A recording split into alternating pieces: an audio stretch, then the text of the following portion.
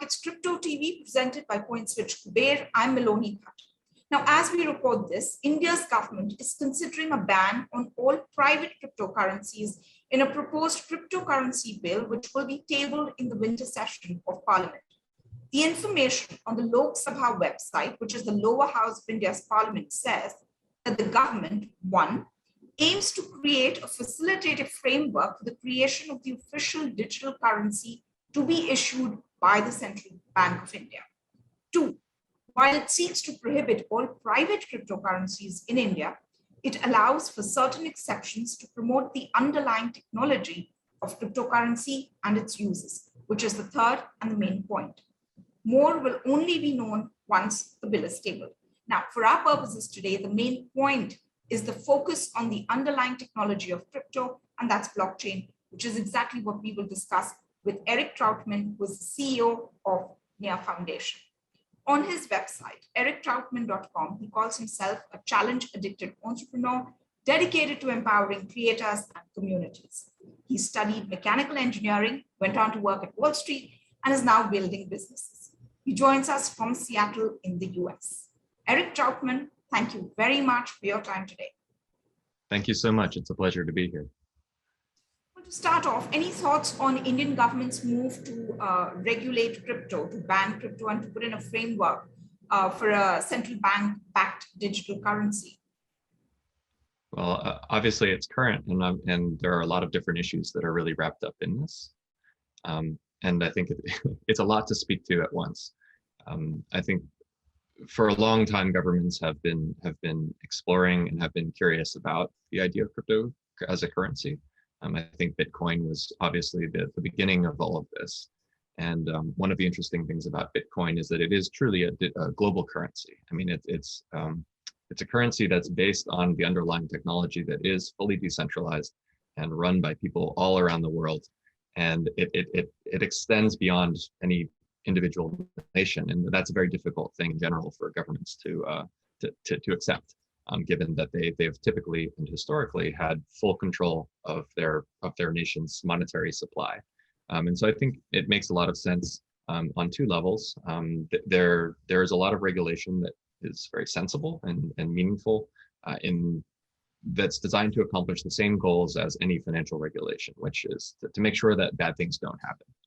And those kinds of regulations generally tend to focus on on-ramps and off-ramps. So how are people purchasing and how are people basically selling and going from crypto, or let's say Bitcoin as an example, into more fiat currencies, sort of the nation's currencies. And so a lot of regulation tends to focus on that. The interesting piece of this story is the broad brush where the government itself is hoping to implement more of a digital currency of their own. And this is something that's a little bit more new that we're beginning to see. Instead of sort of pushing back against the adoption of these currencies, they're actually seeking to essentially adopt them themselves. And then obviously the question is, why would they do that? And then number two, how will they do that? And what does that mean for the existence of all of these other currencies? And I think you asked the right question, which is how do we separate the currency conversation from the technology conversation? Because the technology, in many ways, you can't actually fully separate those two things, but the technology has a whole wide range of different options and opportunities that we tend not to focus on precisely because Bitcoin as a currency has become such a large thing. And now central banks are entering the conversation and describing why they would want to have currency, because in a lot of ways, these currencies, these digitally based currencies offer more visibility and more control for governments if they implement them in the way that they often want to.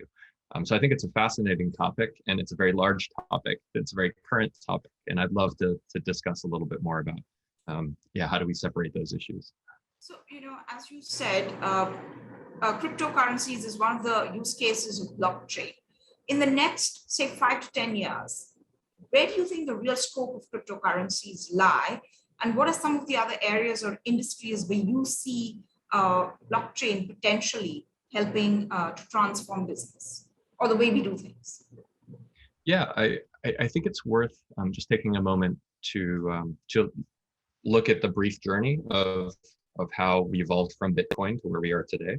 because Bitcoin was the beginning of the modern use of blockchain technology. It really was the use of modern blockchain technology. And the goal of Bitcoin was itself to be a currency. That was pretty much it. Everything on the technology side was about making sure that that currency was available to everybody, making sure that that currency could not be censored, and it was global, and it was fully decentralized in a way that it was essentially unstoppable as a currency. Several years ago, we saw the emergence of a new framework, which was called Ethereum, which many people are familiar with. And that framework essentially took the underlying technology that allowed Bitcoin as a currency to be globally distributed and essentially unstoppable. And basically use that technology to try to say, well, what happens if we take more than just currency, which is basically just it's basically just data that's stored on the chain that says, your address contains 3 Bitcoin and my address contains 5 Bitcoin. And if we transfer, it says that we've transferred. It's very simple. It's sort of like a calculator that can do plus and minus. Ethereum basically took that same idea and said, well, but why don't we use any data? Well, what happens if we can take any data and begin to sort of store it on the ledger and describe what happens when it moves from A to B? And suddenly you move from having a plus minus calculator to having a much more advanced, more like a graphing calculator. It can do fancy charts. And that technology came out around 2016. It really had its heyday in 2017. And for many people, that was when we started shifting the conversation a little bit more from it's just about currency. It's just about how can we spend and move and discuss money, to what happens if we can program that money. And then it's been a multi-year process of discovery to say, well, if we sort of take that core idea, how can we extend that? And what are the cool things that you can do with that once you begin to move forward? And that's where we've come over the last 5 years. And so you start to move from just how do we go to a local shop and spend money from a digital wallet that I control, which is in many ways what was kind of a core idea of Bitcoin, and that in theory I could get on an airplane and go to a different country and spend exactly the same currency in a different store. To now today, we ask the question of what happens if the entire internet, if all of the applications that we use every day as we move more and more of our lives onto the internet. I mean, we're having this conversation virtually at a time, and we never would have done this 10 years ago. And so more and more of our lives are being lived online. And so we rely more and more on these tech companies and these large apps, these large social apps, these large chat apps. And basically everything is becoming more and more of an online oriented app. And so now these two trends have really converged, because what you get when you have the blockchain technology is you have the ability for these applications to sort of be set free, and for the users of the applications to be set free. And so in the end of the day, it's actually a discussion of control. It's a discussion of, depending on your political philosophy, there are many conversations around your rights to control your data, your rights to control your money. And that's actually quite important. And it sounds very abstract, but where it becomes a little bit more concrete is, you can imagine if you have your data locked in one application, it becomes very difficult to leave that application. I think Facebook is an example where the more that you've given data to them, the more they tailor the experience to you, and the more difficult it is for you to ever leave. The idea of these applications which run using the core blockchain technology is that actually you control your data rather than the application. And that means that someone else can actually build a different Facebook, and anyone who wants to come over there, they'll have their data, and they can very quickly, that can be a competitor to the original Facebook. And so it really opens up new avenues of competition, which is a very interesting avenue. I think another example that's become quite current, and so maybe less on the 5-year horizon and more on the 1-year horizon, is discussions around creators and what does it mean to be a part of the creator economy. And so this is essentially, to make it very simple, the conversation of how do you get creative people to align with their communities, and how do you get communities to essentially take part in the success of that creator.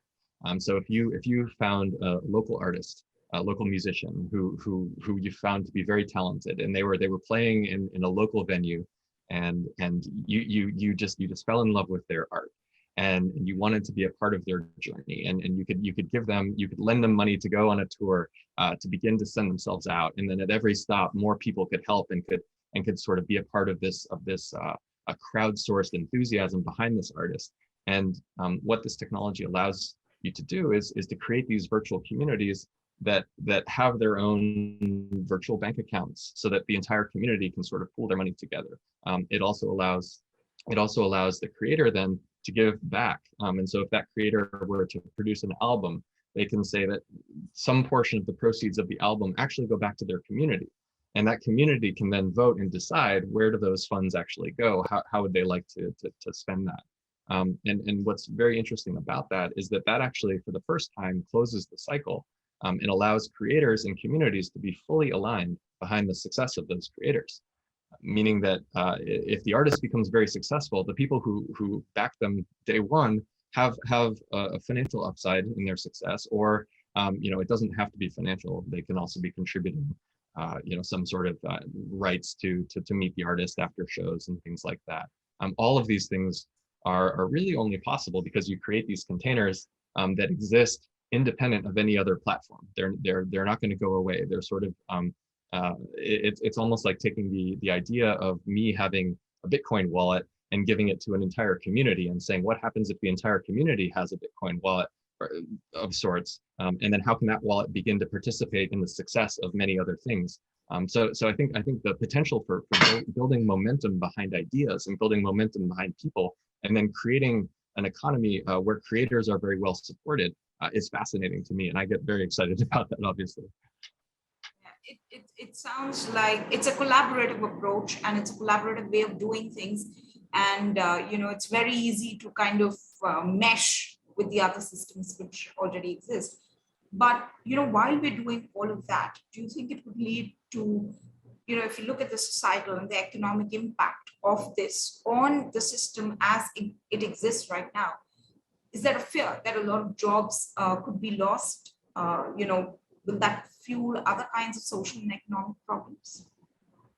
Well, I think it's a fair question to ask whether a disruptive technology or a new technology is going to, how a new technology is going to change the jobs landscape. There's no question that it will. But the same has always been true through the entire march of technology.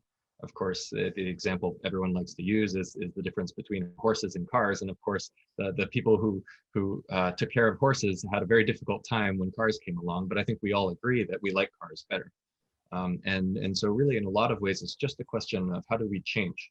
How do people change their work style? How do they change their skills? And how do they operate in the new world? And so this is where I think actually there are a significant number of new opportunities that are opened up, particularly in different areas of the world, because now the world is flattening. Because now, in order to work for a project that's based in the United States, I don't have to live in the United States anymore, or similarly, right? So we're already seeing this across the world. And many say that with the adoption of blockchain, banking will be disrupted majorly. So when you look into the future, do you see a bankless future? Now, the current banking and financial structures, they may not be perfect, but they have evolved and they have emerged out of so many years of thought and processes. Yeah, so I think that this is that's a great question. How does banking get affected by the rise of this new technology? And as with most of these questions, I think there's a very broad range of potential answers that we've seen. Some people have said this is the end of banking forever, and power to the people, and others have said, well, but it's the same entrenched system, and they're going to find a way. To be honest, I think the middle is the proper path, which is to say that there are reasons why, as you said, there are reasons why banking as a set of services exists. One of those is actually quite simple.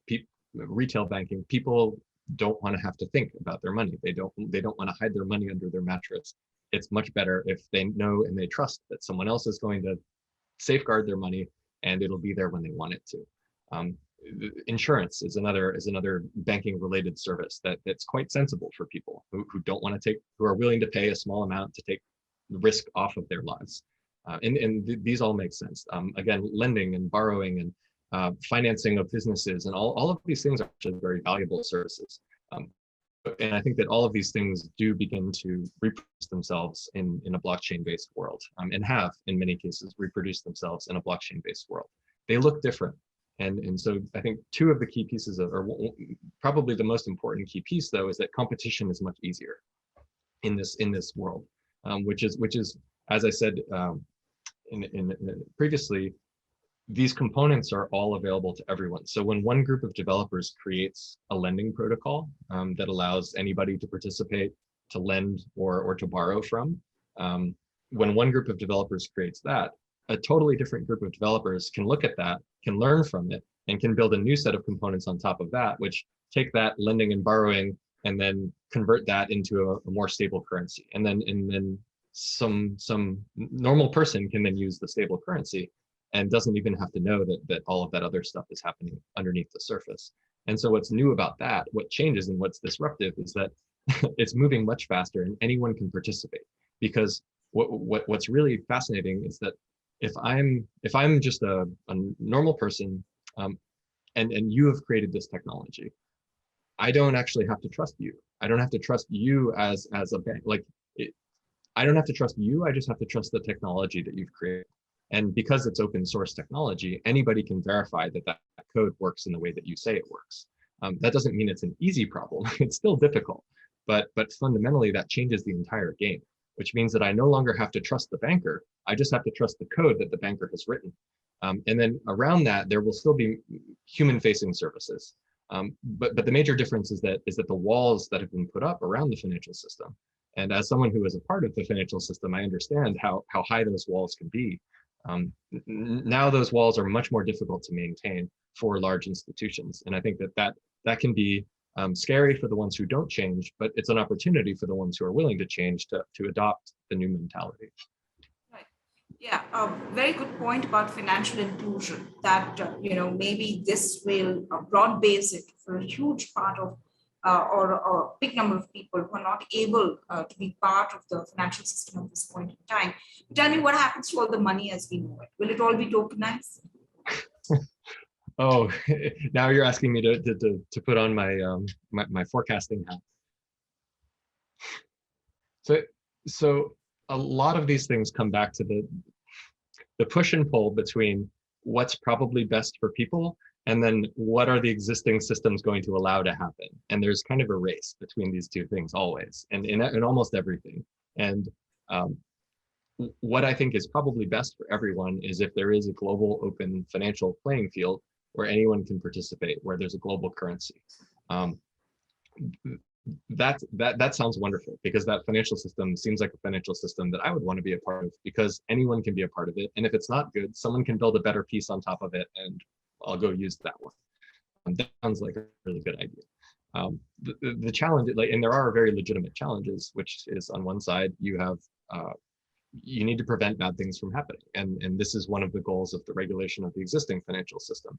And so I think there are very good reasons why we need to ask those questions of how do we prevent that? How do we prevent the same kinds of financial crimes, for instance, from happening that we've already learned how to prevent in the normal world as opposed to in the digital world. But I think over time that also will become much easier to work with. So what does the world ideally look like? To me, I think it looks like a level playing field with a series of options and opportunities for everyone. But what we're seeing, I think, is some blending of the two worlds, which is you are seeing governments getting interested in making sure that their currencies are fully digitized and beginning to ask questions about how do we clean off the playing field of everything else to create space for that to happen. And it's very difficult to predict which of these things will work, because of course in the end governments are still of their people. And so if there's something that is really much better for the people just need to work to understand that and to ask for it. So I don't know what's going to happen. I'm as fascinated as everyone else. I'm just a participant in this whole process, just like everyone else is. And the most interesting piece of it is that it's moving so fast and it's changing so fast, and people are coming up with new ideas so fast that we can't even imagine what's going to happen in 1 year, let alone 5. Privacy is one of our core human rights, right? But blockchain is a distributed public ledger. Maybe I don't want my medical records public, But if they're stored on a blockchain-based facility, it's possible they will be. Now, how do we align this need for individual privacy and then the better delivery or management of systems via blockchain? So there's actually a lot that's baked into that idea. So the idea of privacy is a very interesting one. And I think a core question is, can you have something be private even if the data is actually public? Right now, the problem that we have is that in a lot of cases, and this is to different degrees, a company will store data in a database. And once that database has been accessed, the data is it's just there. It's plain. It's easy to pull out. And once a hacker can get into that database, they have access to literally everything. And that's actually not a very good security paradigm, because you have to put all of your security around the walls. And if they get into the walls, then it's game over and you've lost all your data. And there are massive leaks. But there are other ways of storing data that where you can store the data in public, but you can encrypt it in ways that only one person can decrypt. So I think it's not quite the case that just by having a public ledger means that the data itself is actually kind of open, and I could just click on a few things and I could look at your medical records.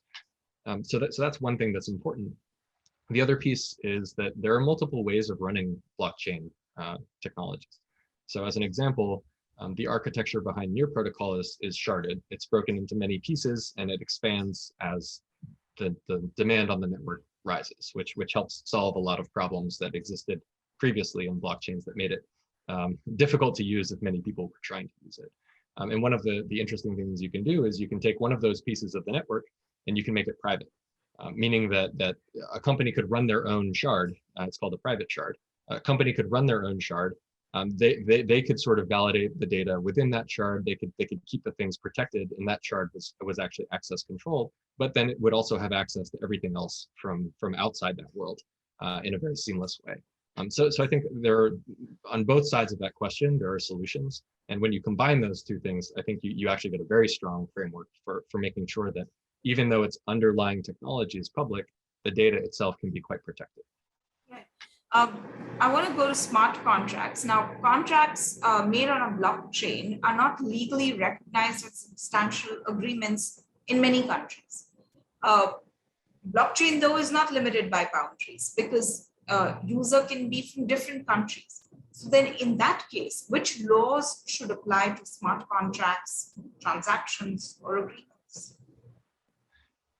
Yes, it's a fascinating question. Essentially, how does contract law keep up with smart contracts on the blockchain? And I think this is where it's helpful. There are many voices in the room who have expressed many different opinions about code is law is sort of one end of the spectrum, meaning that it doesn't matter.